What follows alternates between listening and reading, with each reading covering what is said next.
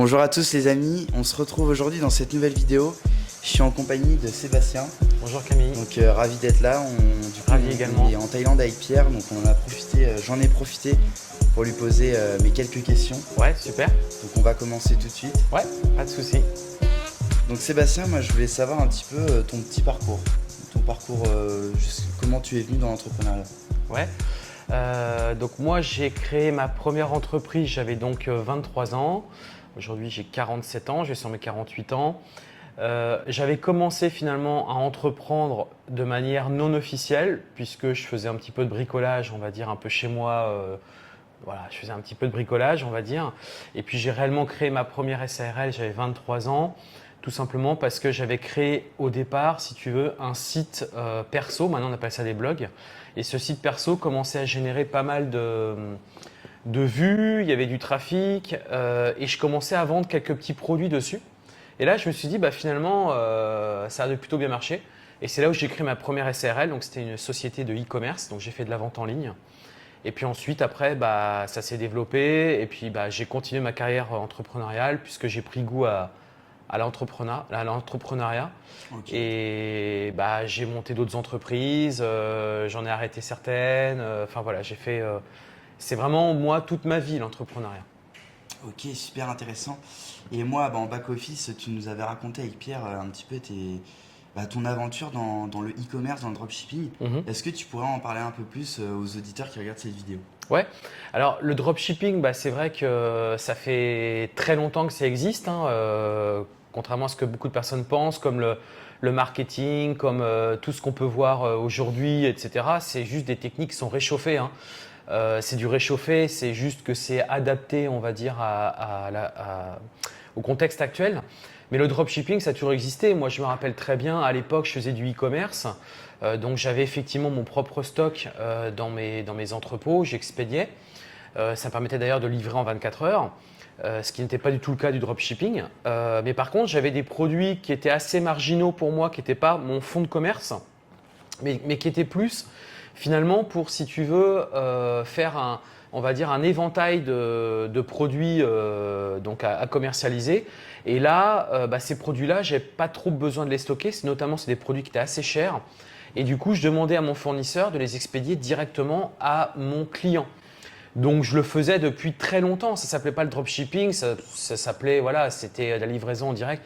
Donc, ça existe depuis la nuit des temps. Et puis, c'est aussi que AliExpress, donc c'est aujourd'hui le principal acteur sur le dropshipping. Alibaba, par exemple, qui est celui qui fournit, qui est les fournisseurs des produits chinois, ça existe depuis le tout début, en fait, hein. Donc après AliExpress, c'était plus le site marchand. Mais pour te donner un autre exemple, moi, par exemple, à un moment donné, il y avait même dans ma gamme de produits, il y avait si tu veux, moi j'étais sur de la téléphonie mobile, donc sur des accessoires de téléphonie mobile. Et en fait, il y avait des sorties de téléphone qui étaient c'était tellement récurrent, les sorties de téléphone, que c'était très compliqué d'avoir du stock en permanence sur tous les téléphones. Donc en fait, on faisait nous le 80-20. Et en gros, les produits sur les téléphones un peu marginaux, là, effectivement, on trouvait des fournisseurs, on disait vas-y, expédie directement chez mon client pour que ça m'évite d'avoir ces coûts-là à supporter, si tu veux, en termes de stockage. Donc moi, j'ai démarré ma première entreprise dans l'e-commerce. C'était pas vraiment dans le dropshipping, effectivement, mais bon, le dropshipping, pour moi, c'est du réchauffé, ce qu'on a entendu, quoi. Si je me permets, en termes de chiffres, sur ta plus belle année quand tu étais dans le e-commerce, dans le Ouais. dropshipping, est-ce que tu as des chiffres, une bonne année en Ouais. termes de… La meilleure année, nous, on est monté à 4,6 millions d'euros, sachant que l'année juste avant, on était à 2,2 millions. Si tu veux, pour quelqu'un qui n'est pas dans le business, pour expliquer, si tu veux, quand tu as une entreprise comme ça qui a une croissance sur une année, en gros, qui double son chiffre d'affaires, mais attention, on parle quand même là en gros, entre l'année N-1 et l'année N, on a été chercher 2,4 millions en plus de chiffre d'affaires.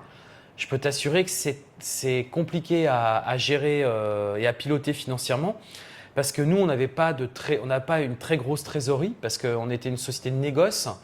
C'est-à-dire qu'en gros, on achetait pour revendre. Sachant que les produits, on les retravaillait pas. Bon, là, je te parle un peu en termes techniques parce que dans les termes comptables, c'est assez connu. C'est ce principe, c'est de la négoce en fait qu'on faisait. C'est de la négoce.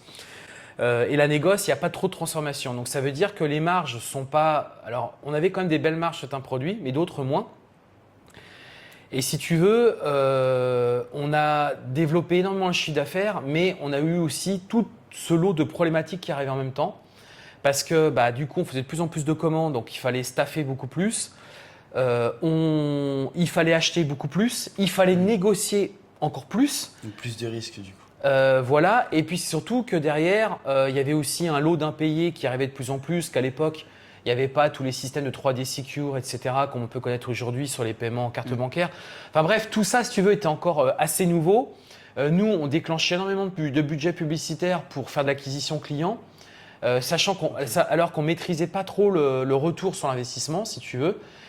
Et ça a été certes la plus belle année, mais en même temps, ça a été l'année la plus difficile financièrement pour nous. Ça a été très compliqué. Moi, je me rappelle, on tournait, on avait des journées où on faisait 50 000 € de chiffre d'affaires de vente, quoi, si tu veux. Ah oui, ok. Sachant qu'on ne vendait pas des produits à 10 000 €, on vendait des produits, je crois que le panier moyen devait être à 50 €. Enfin, tu vois, je te laisse un peu imaginer le volume que ça pouvait représenter derrière en termes de commandes, quoi. Okay. Donc on a fait des très belles journées, ouais. On faisait des très beaux chiffres d'affaires. Ouais. Ok. Mais ça ne signifie pas pour autant de la rentabilité. Pour ça, il faut se méfier toujours des personnes qui vous parlent de chiffre d'affaires. Oui, ou quand ils vous donnent des chiffres, c'est quoi? C'est ton chiffre d'affaires? C'est réellement ce que tu as dans la poche? C'est voilà. Comme tu dis, le chiffre d'affaires, s'il a trop dépensé, à la fin, il n'y a aucune rentabilité, il n'y a aucun bénéfice. Donc, ouais, et puis tu peux très bien aussi. Ça veut rien dire le chiffre d'affaires. Aujourd'hui, on n'a pas le droit de vendre à perte, mais tu peux très bien aussi, à un moment donné, moi je te le dis, il y a des produits où on vendait à perte exprès parce qu'on voulait faire de l'acquisition client. C'est-à-dire qu'en fait, on voulait être les moins chers du marché. Donc, on pétait le prix, quitte à être à vente à perte. Hein. Okay. Donc, tu sais que tu perds de l'argent, mais tu fais tellement d'acquisition client que le but derrière, c'est de le retravailler, ce client-là, pour lui vendre autre chose. Mais là, il y a intérêt à être très fort sur le marketing parce que c'est un risque que tu prends, quoi, tu vois. Mais c'est très encadré aussi, la vente à perte. Donc, on n'y avait pas trop recours, mais c'est vrai que ça a pu nous arriver effectivement de le faire pour se placer en top position sur un produit qui était leader sur le marché, quoi. Okay. Moi, par exemple, pour te donner une petite anecdote, tiens, ça va alimenter ta vidéo. Alors, ce n'était pas ma société de e-commerce, c'était ma société d'import-export que j'avais à l'époque. J'ai fait de l'import-export, donc je distribue dans des magasins. En fait, j'ai été dans les premiers, mais vraiment, il n'y a pas de bullshit ici, c'est pas pour me la raconter ou quoi au caisse. Mais à l'époque, tu as eu l'iPhone 5 qui est arrivé. L'iPhone 5, tu sais, c'est une prise Lightning. Oui. À l'époque, c'était l'iPhone 4, c'était une grosse broche. Oui, je vois ce que tu veux dire. Ouais. Eh bien, quand l'iPhone 5 est sorti, j'ai été dans les premiers, mais vraiment dans les premiers, à référencer un câble Lightning. Sachant que tu avais le câble officiel et tu avais le câble non officiel. Et sachant que le câble officiel, il y a une puce dedans, si tu veux, qui permet de traquer l'origine du composant, etc., etc. Et moi, j'ai fait. Là, c'était très risqué. C'était très risqué ce que j'ai fait, c'est que j'ai importé, si tu veux, des produits Lightning. C'est pas la contrefaçon, hein, qu'on soit clair. C'est des produits qu'on appelle des no-name, c'est-à-dire que c'est pas des produits de la marque. Mais en fait, j'ai pris un énorme risque à ce moment-là, c'est qu'en fait, j'ai importé des produits Lightning qui n'avaient pas la fameuse puce dedans, si tu veux, parce que c'était vraiment le tout début. Mais par contre, parce que le câble en question était vendu, je sais pas, peut-être 30-40 €. Ouais, moi, le mien était vendu 15 balles, quoi. Okay. Donc forcément, on en a vendu des wagons et des wagons et des wagons. Mais on s'est aperçu les années suivantes qu'en fait, ils avaient verrouillé sur les iPhones. C'est-à-dire que quand tu branchais, ça mettait câble non reconnu. Oui, c'est vrai que… Mais en attendant, j'ai quand même fait des belles années, si tu veux. Et puis, les gens, tu sais comment c'est, les câbles, au bout d'un moment, ils sont pétés, machin. Donc, finalement, j'ai eu très peu de personnes qui m'ont dit « Ouais, ton câble, il marche plus. » Parce qu'il s'est écoulé plus d'1 an avant ça. Et j'ai eu quelques personnes. Donc, si tu veux, on a renvoyé des câbles, etc., des nouvelles générations. Mais tu vois, c'est ça aussi l'entrepreneuriat. C'est surfer justement sur des vagues comme ça. Des vagues un peu limite border et puis en même temps très opportunistes parce que là c'était de l'opportunisme et ça pour moi ça a été, alors là cette période là ça a été une année où ça a déchiré les ventes, mais vraiment j'ai vendu des dizaines de milliers de pièces, quoi. C'est vraiment énormément alors c'était de l'import, hein. C'était la distribution en gros, donc forcément les volumes commençaient à… Et j'ai même été approché par des centrales d'achat pour fournir ce type de produit. Mais ils avaient peur justement avec l'histoire de la puce qui était dans le Lightning, justement, qui permettait à Apple, si tu veux, de verrouiller le fait que tu branchais un câble qui n'était pas un câble certifié Apple, quoi. C'est vrai qu'en y repensant, je crois que même moi, ça m'était déjà arrivé de brancher que ça chargeait pas. Il me semble que ça m'était déjà arrivé aussi. Bon, maintenant qu'on a parlé un petit peu de ton parcours, de l'historique, moi je voudrais te parler de plus de ce qui t'anime, pardon, et ce qui t'a fait connaître aujourd'hui le business de la conciergerie et de la sous-location. Et je voulais te demander comment tu vois la sous-location immobilière en France dans le futur, dans les années à venir. Alors, il y a beaucoup de questions dans la même question. Le départ, c'est quoi au départ, tu me disais? C'est une question assez ouverte. Je voulais savoir, toi, en tant que professionnel, en tant qu'expert dans le business de la sous-location immobilière en France, je voulais savoir comment tu verrais ce business, l'évolution, la croissance, la rentabilité dans les années à venir, pardon, en France. Alors, en fait, il y a deux choses. C'est qu'il y a la courte durée, la location courte durée, et il y a donc ça, c'est la méthode d'exploitation, et il y a le business model qui est la sous-location. Il y a vraiment pour moi deux choses. Donc, la courte durée, bon, là, on va faire très court, c'est énormément lié à, on va dire, la législation. Donc, pour moi, là-dessus, c'est assez clair. C'est que si tu veux, ils vont jamais interdire la courte durée de manière définitive. Ça existe depuis la nuit des temps, la courte durée, puisqu'auparavant, on a déjà parlé, c'était les gîtes de France qui faisaient de la courte durée. Hein. Moi, mes parents allaient en courte durée dans des gîtes de France. Donc ça existait et ça existera tout le temps. Là-dessus, il n'y a pas de sujet. C'est juste que ça sera mieux réglementé parce que ça va dépendre, si tu veux, des villes. Parce qu'effectivement, il y a des villes où il y a des grosses tensions locatives. Il y a aussi, je pense, une pression des hôtels dans ces villes-là en disant non, ça c'est quand même un métier qui nous est destiné. Donc je pense que là, ça va être plus compliqué, de plus en plus compliqué dans les grandes villes. D'ailleurs, on le voit déjà, donc c'est pas vraiment nouveau ce que je dis là, mais je pense que ça va être de pire en pire. Par contre, ça ne veut pas dire pour autant dans des villes de taille moyenne ou des petites villes qu'on ne pourra pas continuer à le faire. Donc ça, là-dessus, il n'y a pas de sujet. Et moi, je suis convaincu que la courte durée, on en rediscutera encore dans 5 ans parce qu'il y en aura tout le temps. Après, le modèle économique de la sous-location. Là, j'ai envie de te dire, c'est un peu plus… pour moi, je vois pas ce qui empêcherait de faire de la sous-location encore dans les années à venir parce que, si tu veux, ça revient à dire ce que nous on fait en sous-location, que c'est comme si tu louais un local commercial et que derrière tu exploitais une boulangerie. Oui, je vois ce que tu veux dire. Donc en gros, nous on loue un appartement et derrière on l'exploite en courte durée via une société. Donc je vois pas, si tu veux, dans les années à venir, comment, ou alors il faudrait vraiment qu'il y ait quelqu'un qui légifère et qui dise ça c'est terminé. Mais pourquoi? Sur quelle base il va s'appuyer? Sur quelle base? Qu'est-ce qui est illégal là-dedans? Je vois pas ce qui est illégal, si tu veux. Ce qui emmerde les gens, c'est que ceux qui font de la sous-location, c'est parce qu'ils font de la courte durée. Mais si demain, tu fais de la sous-location et que tu loues à l'année, il n'y a plus de problème. Tout le monde te dira « Ah mais c'est génial la sous-location, il faut continuer à faire de la sous-location. » Parce que derrière, tu vas louer à l'année. Mais ce qui emmerde les gens, ce n'est pas la sous-location. C'est le fait que tu exploites en courte durée. D'ailleurs, en sous-location, on peut aussi faire de la colocation. Ouais. C'est possible. Ouais, c'est vrai. C'est-à-dire que tu peux très bien louer un très grand appartement et derrière, toi, tu sous-loues à des personnes distinctes pour faire de la colocation. Tu vois ce que je veux dire? Ouais, je vois ce que tu veux dire. Et je vais te poser une autre question par rapport à la location courte durée. Moi, je vais me mettre à la place, tu vois, d'un jeune de mon âge, à peu près, qui souhaiterait se lancer dans un business et qui souhaiterait, on va le dire concrètement, qui souhaiterait gagner de l'argent. Est-ce que tu penses que pour toi, se lancer dans la sous-location, en location courte durée, est-ce que pour toi, en étant jeune, c'est une bonne solution, c'est une bonne approche? Pour moi, oui, clairement. Parce que, alors tu vas me dire, c'est facile à dire parce que toi, c'est vrai que j'en parle régulièrement sur mes chaînes YouTube, etc. Donc tu vas me dire, forcément, tu veux pas être jugé parti, quoi. Tu vois ce que je veux dire? Donc déjà, de base, ça va discréditer un petit peu ce que je vais te dire là. Mais pour moi, je suis convaincu quand même que la sous-location, c'est un excellent moyen de faire du business et de commencer à gagner de l'argent. Parce qu'aujourd'hui, qu'est-ce qu'un jeune peut faire pour moi? En fait, la question, c'est ça. Il peut faire du e-commerce, dropshipping, vente de produits numériques, vente de formation. Et après, pour moi, on arrive sur les entreprises qui se rapprochent plus à du terre-à-terre. Donc, entreprise de nettoyage, comme toi tu fais, où là, c'est du terre-à-terre, c'est du concret. Sous-location, c'est du concret. Tu loues des nuitées à des personnes de passage. Donc pour moi, la réponse est oui, parce que si tu veux, aujourd'hui, je vois la sous-location comme un business,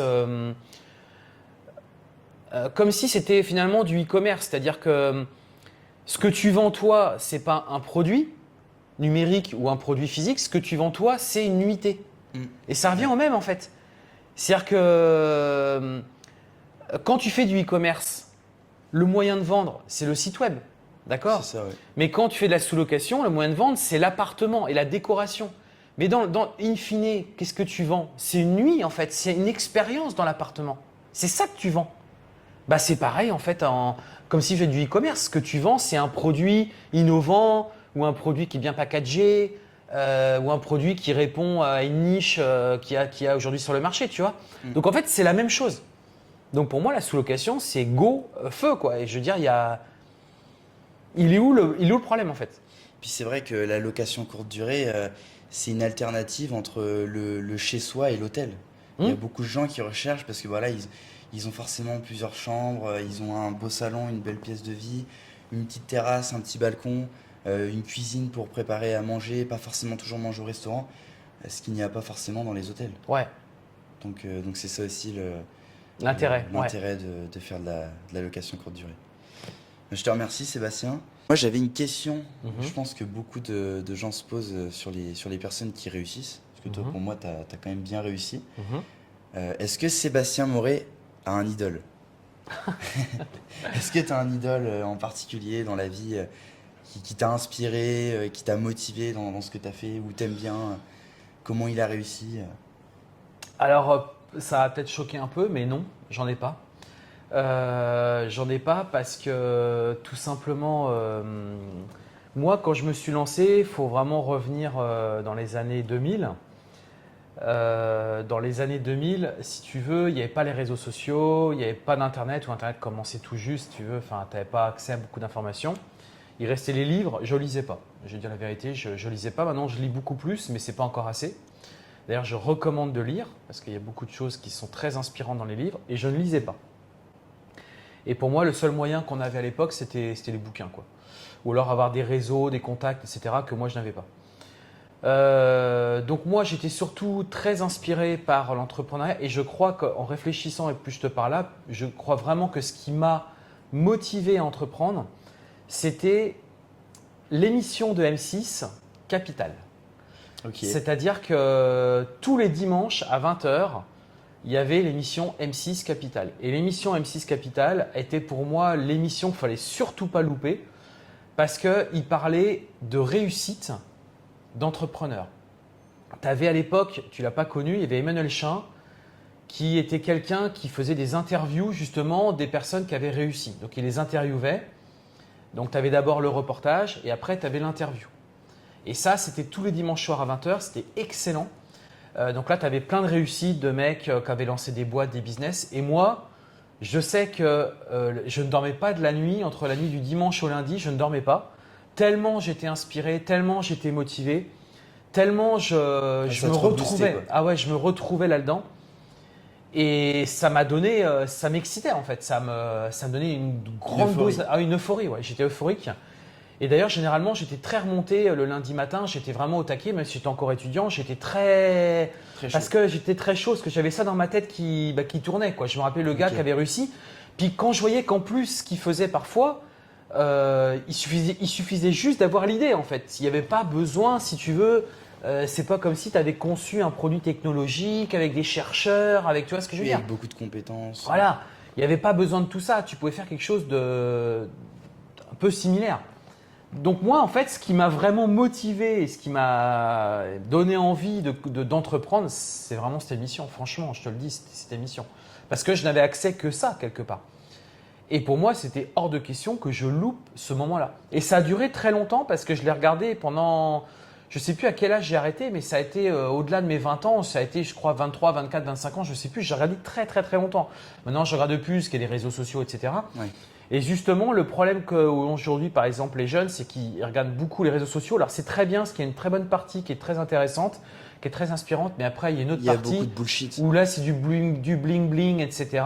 Ouais. Et ça, je trouve, je suis désolé, hein, mais c'est pas le bon côté d'entrepreneuriat. Pas du tout. Même nous, avec Pierre, nous, on a quand même, on s'est quand même lancé dans une société de nettoyage et c'est concret, c'est pas du C'est du bullshit. terre à terre, quoi. Nous, quand on fait des vidéos, on n'est pas là. Alors pourtant, on gagne bien notre vie aujourd'hui avec nos différentes activités. On n'est pas là à s'étaler avec des Lamborghini, des montres, enfin des montages de vidéos qui reflètent pas forcément la réalité et en fait qui motivent, mais quelque part, c'est un écran de fumée, c'est contradictoire parce que du coup, les jeunes s'attendent directement à avoir un standing de vie de luxe. Et en fait, il va plus y avoir la passion derrière et ils vont se rendre compte du coup que ça fonctionne pas comme ça. Ça corrèle pas, ouais. Et c'est là qu'en fait leur démotivation va venir et c'est là qu'en fait c'est complètement contradictoire. Ouais, complètement. C'est une fausse approche en tout cas Ouais, je suis d'accord. pour ce genre de personnes qui font ce Je suis genre de d'accord. contenu. Donc voilà. Et sinon, il me semble qu'on en avait déjà parlé un petit peu quand on avait fait des repas entre nous avec Pierre et toi. Il me semble que toi, tu avais quand même bien aimé. Comment il s'appelle déjà? Bernard Tapie. Bernard Tapie. Ouais, alors oui, c'est vrai. Il me semble que tu aimais bien un petit Oui, peu, c'est vrai, Bernard Tapie, j'ai beaucoup aimé le personnage. Ce que j'ai aimé chez lui, c'est le charisme, la détermination, le culot aussi. le je culot. pense. Ouais. C'est tout ce que j'aime chez un entrepreneur. C'est tout ce que j'aime. J'aime vraiment ces trois forces-là qui, pour moi, sont déterminantes. Optimiste aussi. Parce que même si le gars, il connaît rien, mais vu qu'il a ces trois qualités-là que je viens de te donner, il sera meilleur que quelqu'un On a l'impression en qui fait connaissait le qu'il est truc. expert en fait. C'est assez énorme. Donc j'ai vraiment adoré le personnage. D'ailleurs, l'émission, enfin la série Netflix qui était sortie, je l'ai avalée. Enfin, je l'ai regardée en très peu de temps, tellement j'ai trouvé ça. C'était trop bien. N'hésitez pas les amis à aller la voir, franchement c'est une super série. Moi aussi je l'ai regardée et ça apprend beaucoup de choses et on voit vraiment le personnage de A à Z, son histoire. Donc ouais, super série, je recommande grandement. Et si Sébastien, je reviens un petit peu sur tes débuts dans l'entrepreneuriat, pardon. En fait, pour toi, à quel moment ça a été, on va dire, le déclic? Une situation, si tu te rappelles du moment où tu t'es dit non là c'est plus possible, je peux plus être dans le salariat, je peux plus dépendre d'une entreprise. Quel moment ça a été un petit peu le déclic? Alors c'est vrai que pour beaucoup de gens aujourd'hui, ils ont un ras-le-bol de leur situation actuelle et ils switchent sur l'entrepreneuriat. Ouais. Donc ça c'est bien parce que c'est un déclic, mais attention parce que l'entrepreneuriat c'est pas tout beau, tout rose tout le temps. Donc il faut faire attention. Moi le truc c'est que je n'ai jamais eu ce déclic. Moi c'est complètement différent. Ce qui s'est passé pour moi c'est que moi j'étais étudiant et alors si, il y a eu une forme de déclic, c'est que je supportais pas, si tu veux, qu'on me dise ce que je devais faire. Et je ne voulais surtout pas qu'on touche à ma liberté de penser, ma liberté d'agir. Alors même s'il y a des règles et qu'il faut les respecter, c'est évident. Mais moi, je suis quelqu'un qui est un petit peu, qui aime pas. Par exemple, si je vois tout le monde aller à gauche, ben tu me verras toujours à la droite. Parce qu'en fait, c'est ma façon à moi d'être rebelle, de dire bah non, il n'y a pas que cette solution-là. Et d'ailleurs, généralement, tu verras aussi que quand je parle, etc., je suis toujours un petit peu à contre-courant volontairement. Parce que je me dis que la pensée unique, et non, ça, j'y crois pas du tout. On a le droit d'avoir d'autres avis, d'autres pensées. Il faut écouter, il faut essayer de comprendre peut-être le chemin. Et que pour moi, il y a plusieurs chemins, il y a plusieurs façons de voir les choses. Et donc, à chaque fois, moi, je suis déjà comme ça de base. Donc, quand j'ai vu que le modèle, c'était on va à l'école et on trouve un travail, ça m'insupportait. Mais vraiment énormément. Je suis d'accord avec toi. Donc, moi, je me suis dit, bah, en fait, le seul moyen que j'ai, c'est d'entreprendre. Okay. Parce que ça résout quelque part toutes les problématiques et tous les blocages que moi j'avais. En plus de ça, il faut revenir un petit peu dans mon enfance. Je ne vais pas forcément revenir là-dessus, mais Il y a eu des blocages aussi dans mon enfance qui m'ont empêché d'être bien, d'avoir une très bonne enfance. Des choses qui m'ont un peu bloqué. Et pour moi, le truc, c'est que quand j'ai entrepris, j'ai senti la délivrance. Je me suis dit, waouh! Dans ton élément, t'étais… Enfin, c'est comme si, par exemple, tu vois, il fait très très chaud. Et tu te dis, putain, j'ai qu'une envie, c'est faire un plongeon dans une piscine, quoi. Bah là, c'est la même chose. Ok, je vois la métaphore un petit peu. T'as super chaud et là, tu te plonges et waouh, quel bonheur. Et bah, c'était ça, en fait, pour moi, l'entrepreneuriat. Donc, pour moi, tu vois, c'est pas la même… tu entendras beaucoup de gars qui parlent de ça, etc. parce qu'eux, ils ont été anciens salariés. D'un seul coup, ils ont découvert le salariat, l'entrepreneuriat. Ils vont te dire… Oui, ça a été le déclic. C'est un déclic, c'est très bien, mais ça marchera pas pour tout le monde, ça. Je te le dis, ça marchera pas pour tout le monde. Ok, ça marche. Si, moi je suis beaucoup attaché aux histoires, aux anecdotes. J'aime bien quand aussi tu me racontes un petit peu tes anecdotes. Est-ce que pour nos auditeurs, pour ceux qui regardent la vidéo, est-ce que tu as une anecdote, alors que ce soit dans l'entrepreneuriat ou dans ta vie personnelle, qui t'a marqué, ou la première qui te vient en tête? Une anecdote C'est mais ouvert. par rapport à quoi? C'est-à-dire quelque chose qui m'a marqué.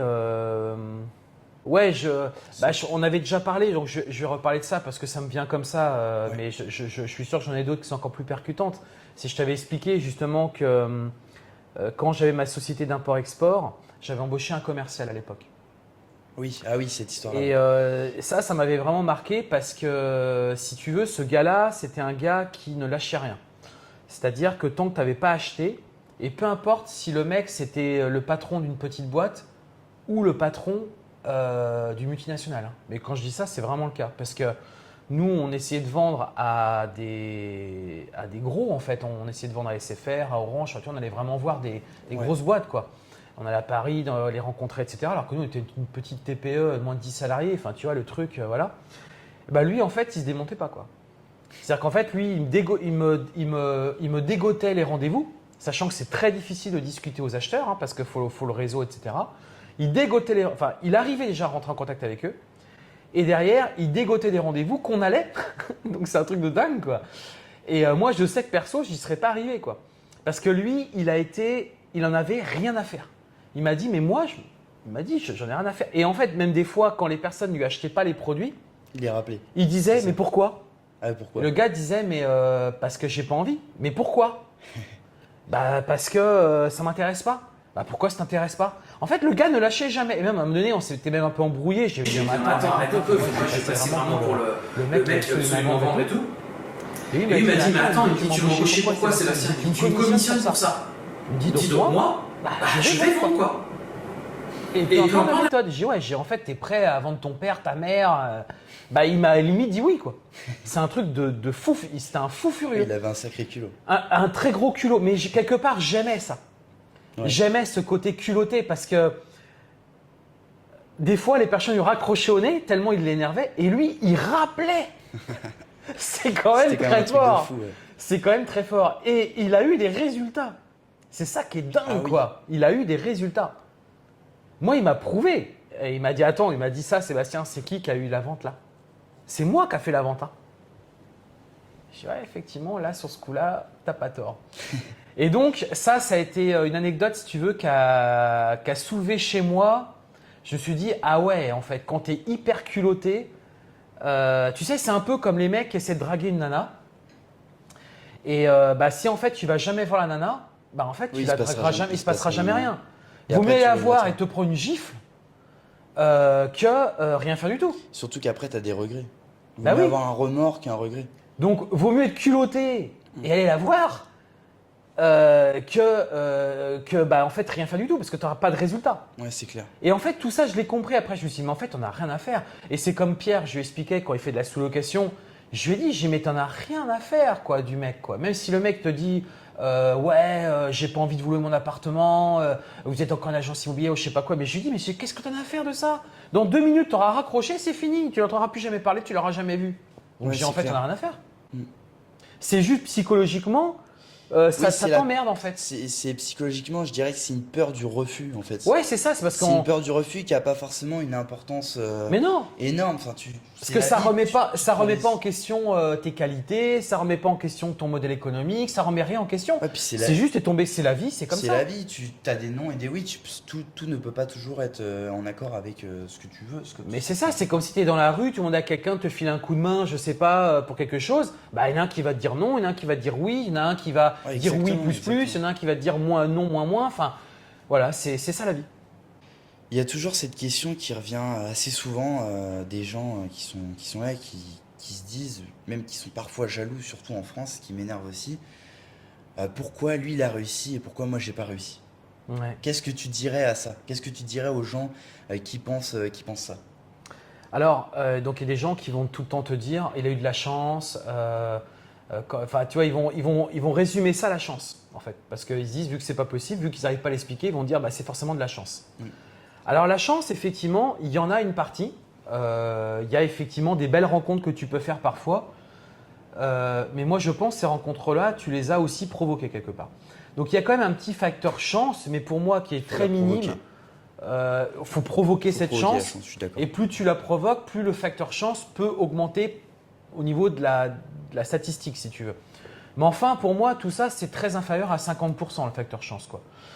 Pour moi, c'est… Qu'est-ce qui fait que quelqu'un va réussir de quelqu'un qui ne va pas réussir? C'est aussi déjà, est-ce que lui-même, il est convaincu de ce qu'il veut faire? Parce que, tu sais, c'est comme, moi je compare ça à un sportif. Un sportif de haut niveau, quand il va, si par exemple il court un marathon ou un sprint, peu importe, en fait, les résultats vont se faire dans les dernières secondes. Parce que tu regarderas bien, généralement, ils sont tous à peu près en même temps. Ça se joue à un centième. Ça se joue dans les toutes dernières secondes. Ouais, je suis d'accord. C'est celui qui va vraiment pousser encore plus fort que l'autre qui va gagner. C'est au mental, ouais. Et donc, c'est pareil dans l'entrepreneuriat. C'est-à-dire qu'en fait, on part tous quelque part égaux. Franchement, parce que il y en a qui vont dire il faut de l'argent, ouais, lui c'est un fils à papa, machin. Moi, je suis pas un fils à papa. J'ai démarré toujours avec de l'argent à zéro. Et tous les business que j'ai lancés, j'ai toujours démarré de zéro. C'est clair et net. Mais qu'est-ce qui a fait que ça marchait? C'est parce que j'étais archi convaincu que ça allait marcher. Et même si des gens, et j'en ai déjà parlé, même si des gens disaient mais c'est n'importe quoi, ça marchera jamais, j'écoutais même pas en fait. Je n'écoutais même pas parce que j'étais moi-même convaincu de ce que j'allais faire. J'étais déterminé. Tu savais, tu avais déjà calculé. Et vu que en fait, c'est pas ça, c'est que vu que tu es déterminé, tu travailles comme un malade. Ouais. Et moi, je crois beaucoup aussi aux énergies positives et je pense que vu que tu y crois tellement, eh ben en fait, cette énergie positive va faire que, pas par magie, mais la beauté, la beauté des choses fait que paf, le truc il va arriver quoi, et ça va réellement marcher. Mais vraiment, j'y crois dur comme fer. Et à l'inverse, ceux qui vont pas réussir, bah, c'est ceux qui malheureusement vont à droite, à gauche. D'un seul coup, il y a Pierre qui leur a dit ça, puis après il y a Paul qui leur a dit ça. Donc un coup, ils écoutent Pierre, puis un coup, ils écoutent Paul. Ils se lancent dans tout et n'importe quoi. Ils sont pas concentrés sur… Non, ils sont pas concentrés, ils sont pas ce qu'on appelle le pouvoir du focus, être bien focalisé sur ce qu'on fait, le faire à fond, le vivre, le transpirer. Quand tu vas sous ta douche, pose-toi la question, est-ce que tu penses à ton projet? Si tu vas, moi perso, sous ma douche, c'est un moment où tu es peinard, tu es cool. Si sous ta douche, tu n'es pas foutu de penser à ton projet, bah, c'est qu'il y a un problème, quoi. C'est que, c'est clair. C'est qu'il y a un problème. Tu dois y penser 24/24 à ton projet. Tu manges, tu respires, tu dors. Ouais, ça doit transpirer, ça doit… Alors moi, attention, je suis quelqu'un qui est assez à fond, je suis quelqu'un qui est assez… Mais je pense aussi que c'est ça qui me fait réussir aussi. Hein. Parce que je pousse les portes, je les pousse. On le voit quand on travaille avec toi, c'est vrai que t'es déterminé, t'as une force mentale quand même assez incroyable, hein, surtout au niveau du travail. Et franchement, avec Pierre, on te remercie aussi de suivre, d'être avec toi, d'être dans l'entourage, d'être dans l'écosystème pour pouvoir avoir la même énergie, quoi. Et ça, c'est cool. Et c'est vrai que l'entrepreneuriat, moi je suis jeune, je commence tout juste, et c'est vrai que ça demande quand même une très grosse force mentale. C'est pas fait pour tout le monde. Ouais, et puis une régularité et une rigueur. La discipline, ouais. La discipline. Ça ne veut pas dire que tu ne vas pas faire ce que tu as envie de faire, mais il faut être discipliné. faut vite revenir au centre. C'est-à-dire que par exemple, quand on sort ensemble, etc., qu'on va se coucher tard, etc., moi j'aime bien le lendemain et les jours suivants revenir sur mes fondations, mes bases, mes fondations. Puis après, tu es content de sortir. Si tu fais que de sortir à chaque fois, tu n'as plus aucun… Parce que le problème, c'est qu'après, tu peux vite switcher et ça part dans tous les sens. Et en fait, tu perds même la motivation première de ce que tu faisais. Donc pour moi, c'est important de revenir aux bases, aux sources de ce qui me construit aujourd'hui, quoi. Et ce qui te permet aussi d'avoir, de te permettre certaines choses que si tu n'avais pas cette motivation, Puis c'est rassurant pour moi, c'est rassurant. C'est rassurant, je sais que je reviens à mes sources. D'ailleurs, tu sais, autre chose aussi auquel je crois beaucoup, et là on va parler plus de l'amour. Je crois beaucoup qu'un entrepreneur, pour qu'il soit vraiment accompli, il ne peut pas changer de nana tous les 5. Enfin, quand je dis nana, c'est pareil de l'autre côté aussi pour les femmes. Moi, je pense. Quoique non, je pense plutôt pour les hommes, là, parce que je connais les hommes, les nanas moins forcément. Mais moi, je pense qu'un homme, pour qu'il soit un entrepreneur accompli, il faut qu'il ait sa structure qui est sa femme. Il faut qu'il ait une stabilité. Il faut qu'il ait une femme, une stabilité ou une copine, vraiment quelqu'un de stable qui est avec lui, qui le comprend, qui le soutient. Parce qu'il aura besoin de ça. Parce que sinon, son esprit va tout le temps être en train de partir dans tous les sens. Ce que tu veux dire. Et c'est pas structurant, je trouve. Alors qu'avoir une femme ou quelqu'un avec qui tu partages ta vie, qui est vraiment quelqu'un avec qui tu partages ton quotidien, c'est vachement structurant et pour moi, je trouve qu'on a besoin de ça, quoi. Si tu n'as pas ça, ça part dans tous les sens en fait. Et même toi, tu n'es pas très stable, tu es un peu en… Tu vois ce que je veux dire? Tu peux vite vriller, comme tu dis. Et tu peux vriller et du coup, l'entrepreneuriat, c'est plus ton centre d'intérêt, ça va plutôt être les filles. Et puis l'énergie mentale, ça fait que du ping-pong parce que c'est différentes nanas, c'est différents plans. C'est ça, alors que ton esprit doit être concentré. Tu sais que le soir, tu vas retrouver ta conjointe. T'as tes habitudes. Voilà, tes habitudes. Tu sais que le soir, ça va se passer comme ça. Ouais, je suis d'accord. Parce que tu sais, un entrepreneur a besoin, comme je te dis, d'être bien calé en fait. Tout doit être bien calé. Donc, si ta vie perso aussi est bien calée, c'est quand même structurant. Mais attention, ça ne veut pas dire qu'il ne faut pas avoir un peu de plaisir et un peu de… Parce que sinon, ta vie peut vite être chiante aussi, quoi. Tu vois, faut quand même qu'il y ait quelques… faut qu'il y ait des petits moments de plaisir, des petits moments qui te détachent de ce milieu où tu es toujours… Mais il faut quand même qu'il y ait un contexte de régularité. D'ailleurs, j'avais dit à Pierre, quand il s'était lancé dans l'entrepreneuriat, qu'il avait quitté les études, je lui ai dit la première chose que tu dois avoir en tête, c'est le matin, 8h, allez, 9h maximum, tu es en train de travailler, quoi. Tu dois t'y tenir, tu n'as pas le choix. Parce que sinon, ça dérape. Et puis c'est le matin où tu es le plus productif aussi. Voilà. Alors, voilà, le matin, tu es plus productif. Donc le matin, puis tu sais, il y a une citation que moi, que j'ai toujours eu en tête depuis tout gamin. L'avenir appartient à ceux qui se lèvent tôt. Et c'est vrai. Le matin, moi, l'autre jour, je me suis levé à 6h. Mais en fait, les oiseaux chantent, il n'y a pas trop de monde, il n'y a pas trop de bruit. Mais tu es dans un contexte formidable pour travailler. Tu es hyper créatif. Alors oui, c'est tôt. Mais qu'est-ce que c'est bon? Il fait frais. Tu vois ce que je veux dire? Et je te rejoins là-dessus. Tu vois, nous, depuis qu'on est vraiment à fond, depuis que moi j'ai arrêté les études et que je suis vraiment à fond. Avant, moi j'étais étudiant, donc forcément les sorties, tout ça. Et en fait, ça m'a choqué parce que j'étais pas non plus un couche-tard. Mais en fait, je me rendais compte que le week-end, je me levais à 11h. Voilà, je me levais tranquillement. Je me faisais un petit déj, on était tout de suite dans l'après-midi. Et en fait, avant que je sorte, ou même depuis là que j'ai retrouvé un bon rythme sain, et c'est vrai que quand vous vous levez à 7-8 heures le week-end, vous avez l'impression d'avoir fait une demi-journée de plus que ceux qui se lèvent. Enfin, en fait, je pense qu'on n'arrive pas à réaliser quand on n'a pas eu la conscience de ça.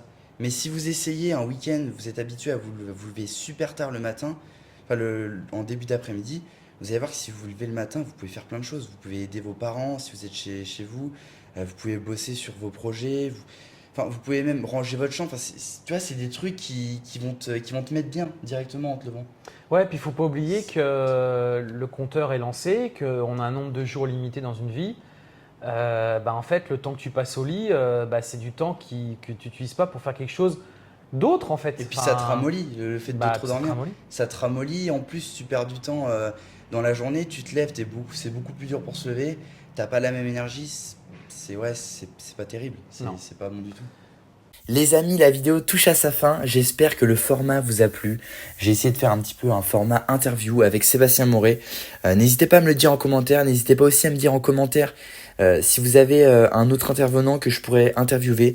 Ça peut toujours être intéressant. Sur ce, les amis, je vous souhaite une excellente soirée. Il est 19h en France chez moi. Je viens juste de terminer le montage. Je vous souhaite vraiment une excellente soirée. N'hésitez pas aussi à lâcher le pouce en l'air. Sur ce, comme dirait Sébastien, vouloir changer de vie, c'est bien. Le faire, c'est encore mieux. Je vous souhaite une excellente soirée et je vous dis à très vite pour une prochaine vidéo. Ciao les amis.